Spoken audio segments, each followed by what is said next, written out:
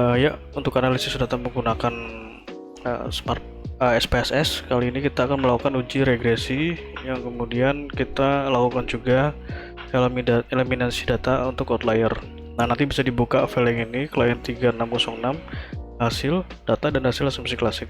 Nanti itu file itu dibuka.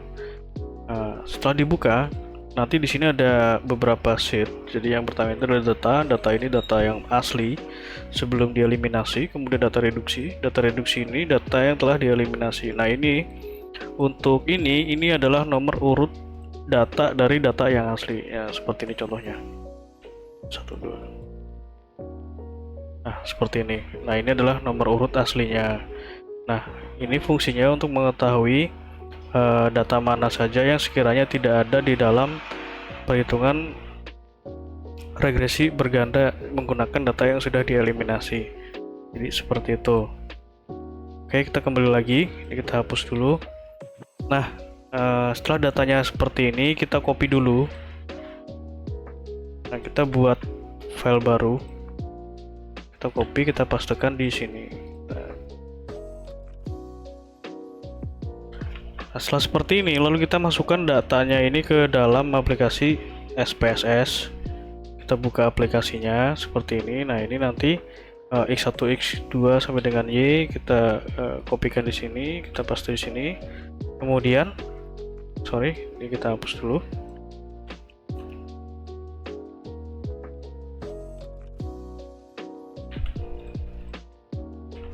Kemudian untuk label, kita copy yang namanya ini, nama variabelnya ini. Kita copy seperti ini, lalu kita paste di bagian label. Nah, seperti ini. Kemudian kita masuk ke data view, kita copy data ini, data aslinya ini kita copy, kita pastekan di sini. Oke, setelah seperti ini kita lakukan pengujian regresi yang sekaligus dengan uji asumsi klasiknya. Nah, caranya klik analyze, kemudian regression linear, kita reset dulu, kita masukkan Y ini ke dalam dependent, X1 sampai dengan X4 kita blok, masukkan ke independent. Kemudian ke statistik, kita centang collinearity diagnostik untuk uji collinearitas dan Debye Weston untuk uji Debye Weston. Kemudian continue, plot, kita masukkan zipret ini ke dalam X, sResit ke dalam Y. Kemudian centang histogram normal probability plot kita centang juga. Kemudian continue, save, kita pilih standardize. Nah, ini untuk memulihkan nilai residualnya.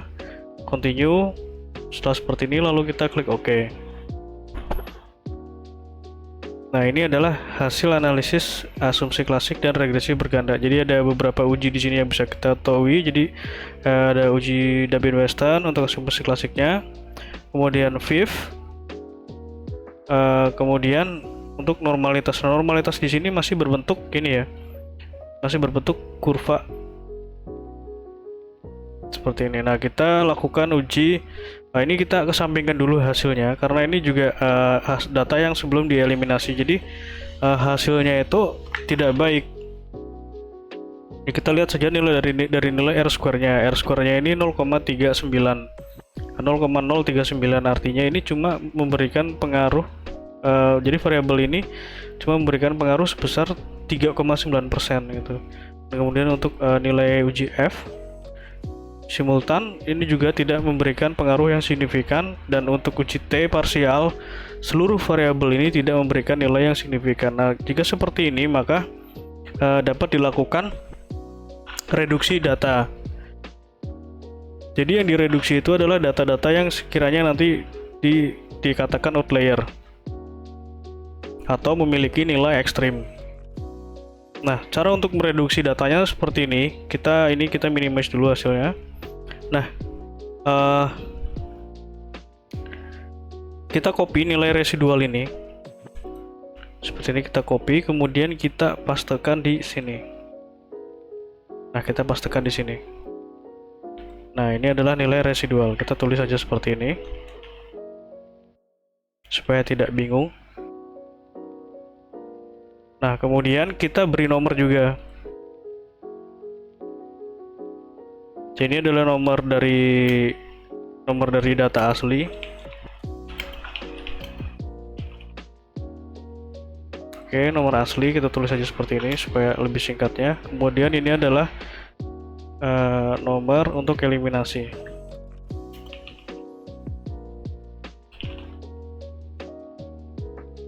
Kita beri nomor seperti ini.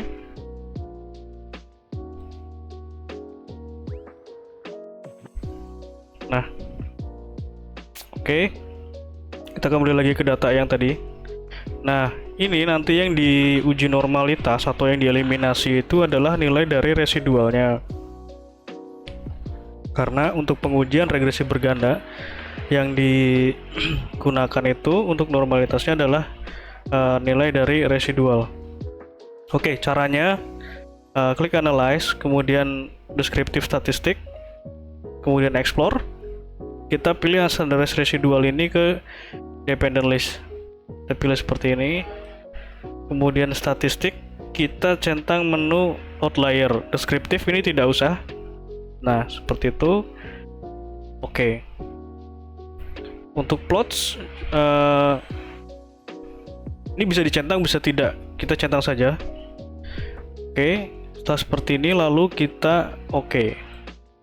Nah, pada pengujian ini nanti akan terlihat nilai-nilai yang sekiranya mana yang tertinggi dan terendah. Ini nilai adalah nilai ekstrimnya. Nah, ini adalah nilai ekstrimnya, the extreme value ini. Nah, setelah kita ketahui, kita eliminasi. Kita eliminasi nilai-nilai ini.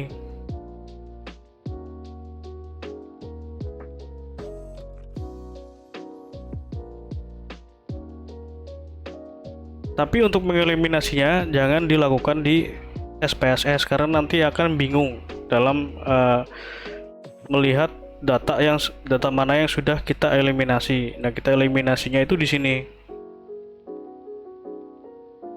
di Excel-nya. Nah, kita lihat di sini yang tertinggi, kita eliminasi dulu yang tertinggi seperti ini. Nah, untuk mempermudah supaya cepat prosesnya, itu nanti bisa kita lakukan caranya seperti ini. Kita urutkan saja. Nah, kita blok dulu residualnya seperti ini. Kita urutkan smallest to largest atau sebaliknya bebas sort. Nah, kita samakan di sini. Jadi untuk yang terendah itu 118, 73, 28, 98,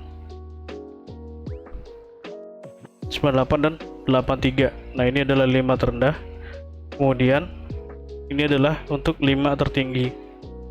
Nah, seperti itu 72, 127. Nah, seperti itu. Nah, nilai-nilai inilah yang nantinya akan dieliminasi. Gitu. Jadi kita eliminasi dulu dari yang terendah terlebih dahulu. Jadi yang terendah itu kita tinggal hitung saja di sini 1, 2, 3, 4, 5. Nah, seperti ini. Terus kita delete. Kemudian di sini kita juga delete juga.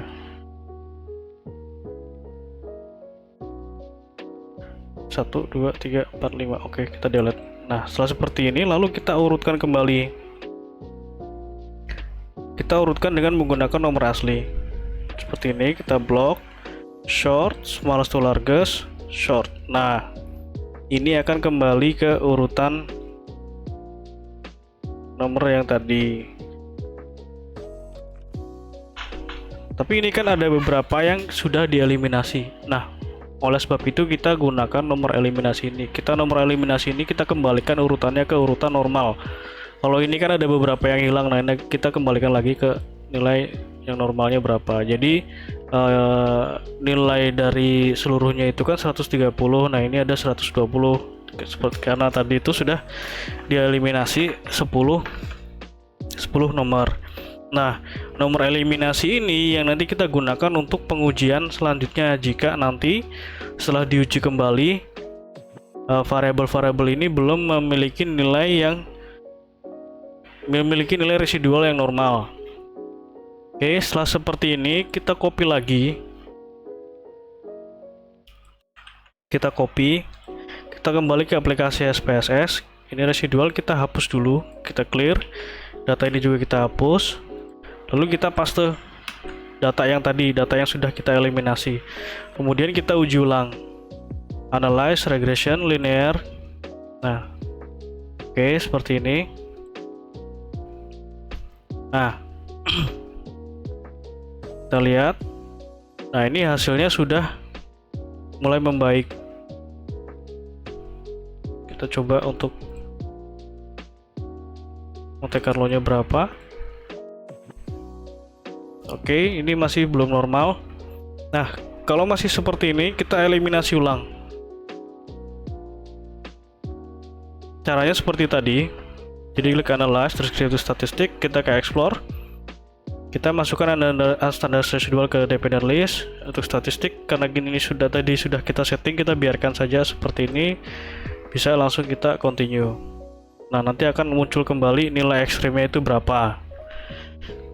Oke. Ini memang prosesnya panjang sekali, makanya nanti tidak saya jelaskan lebih rinci, namun inti dari prosesnya adalah seperti itu. Nah, kita copy lagi tadi residualnya. Nah, kita copy lagi residualnya seperti ini, kita copy, kemudian kita pastekan di sini. Nah, ini adalah nilai residual yang baru. Kemudian kita urutkan. Oke. Nah, ini ketahuan mana yang besar, mana yang kecil. Nah, ini yang terendah itu ini. Jadi kita hapus saja 5. Jadi kita eliminasinya itu per 5. Jadi 5 yang terbesar, 5 yang terkecil.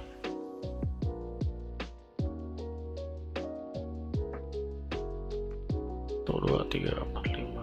Oke. Kita hapus dulu.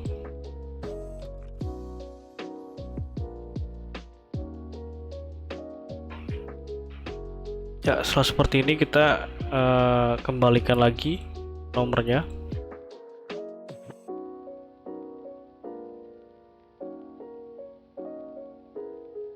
Oke, kita copy lagi, kembali ke proses tadi, kita clear, kita ulangi lagi ini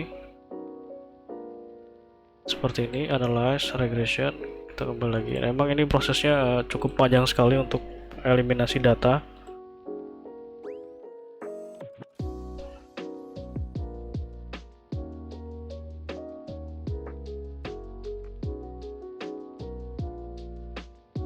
Nah, jadi terkadang itu nanti nilai dari normalitasnya juga naik turun gitu loh, tergantung dari bagaimana kita mengeliminasinya.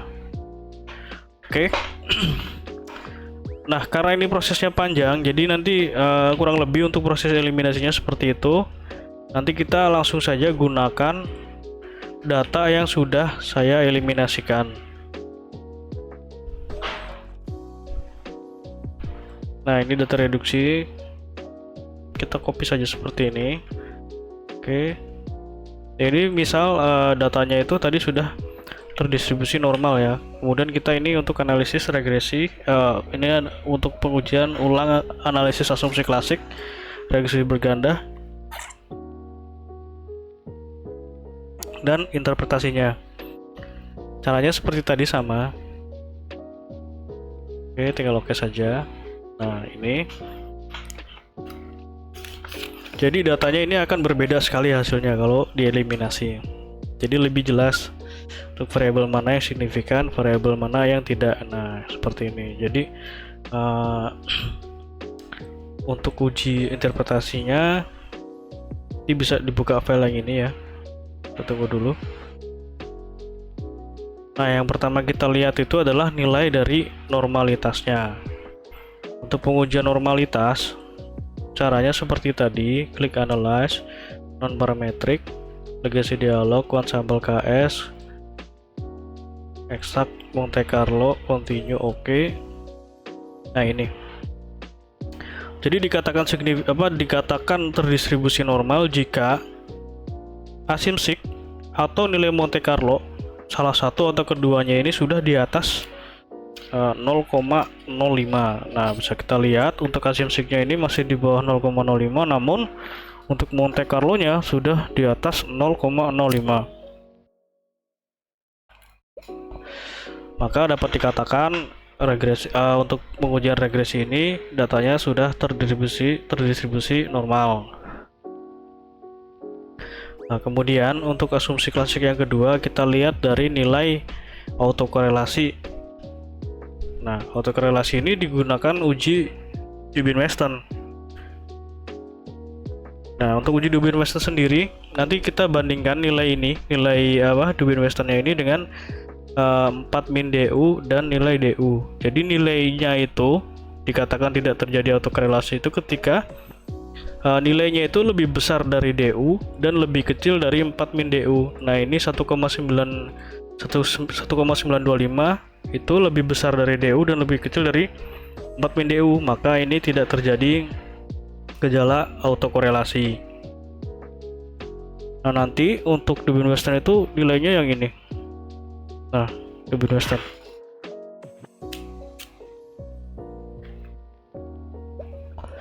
Kemudian kita uji juga multikolonialitasnya dengan menggunakan nilai VIF. VIF ini nilainya harus lebih kecil dari 10. Nah, ini sudah lebih kecil semua dari 10, artinya tidak terjadi gejala multikolonialitas. Nah, ini nilai VIF-nya. Nah, kemudian kita uji juga heteroskedastisitasnya. Jadi untuk heteroskedastisitas itu bisa menggunakan ini scatter plot atau menggunakan uji Glaser. Ini untuk uji heteroskedastisitasnya menggunakan metode Glaser. Jadi ada yang bisa menggunakan scatter plot atau Glaser. Jadi lebih disarankan menggunakan metode Glaser. Caranya nanti kita rubah dulu data residualnya ini menjadi absolute residual. Kita transform, caranya klik transform, kemudian compute variable, kita masukkan di sini target variable, kita tulis abs_res.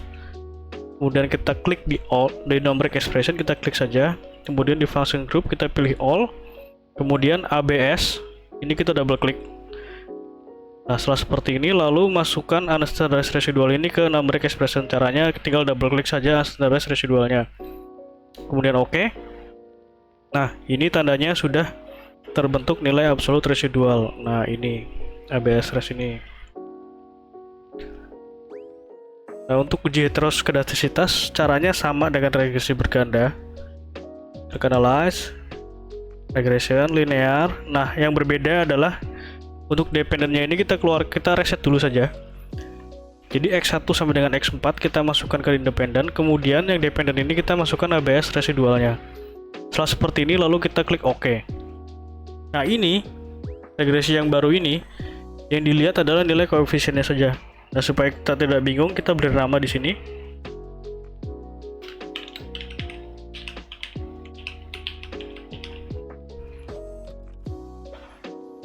Menjadi nama heteroskedastisitas.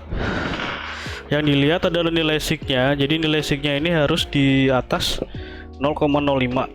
Nah, ini sudah di atas 0,05, artinya ini tidak terjadi gejala heteroskedastisitas. Jadi kesimpulan sementara untuk uji asumsi klasiknya itu seluruhnya sudah terpenuhi.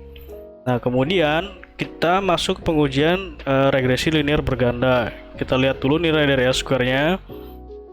Jadi R-square-nya ini nilainya adalah 0,425, artinya variabel X1 sampai dengan X4 mempengaruhi variabel Y sebesar 42,5%, sedangkan sisanya dipengaruhi oleh variabel lain di luar dari model penelitian.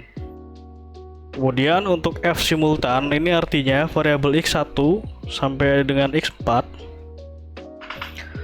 mempengaruhi variabel Y secara simultan, artinya secara bersama-sama. Jadi secara bersama-sama ini memberikan pengaruh yang signifikan. Nah, untuk T ini adalah pengujian parsial atau sendiri-sendiri. Jadi X1 terhadap Y, X2 terhadap Y, dan seterusnya. Nah, kita bisa lihat di sini X1 terhadap Y nilai sig-nya 0,002. Artinya ini di bawah 0,05, maka X1 memberikan pengaruh signifikan terhadap variabel Y. Dilihat juga nilai dari unstandardized coefficient yang beta ini. Dan beta ini menunjukkan arah hubungannya. Jadi bentuk pengaruhnya itu positif atau negatif. Untuk X1 pengaruhnya positif. Nah, berbeda dengan X2. X2 ini berpengaruh signifikan. Karena ini negatif, maka berpengaruhnya negatif signifikan. Kalau X1 itu berpengaruh positif signifikan, X2 itu berpengaruh negatif signifikan. Jadi seperti itu untuk interpretasinya. Untuk lengkapnya nanti bisa dibaca sendiri di file Word yang sudah saya buatkan ini. Oke, sekian dan terima kasih.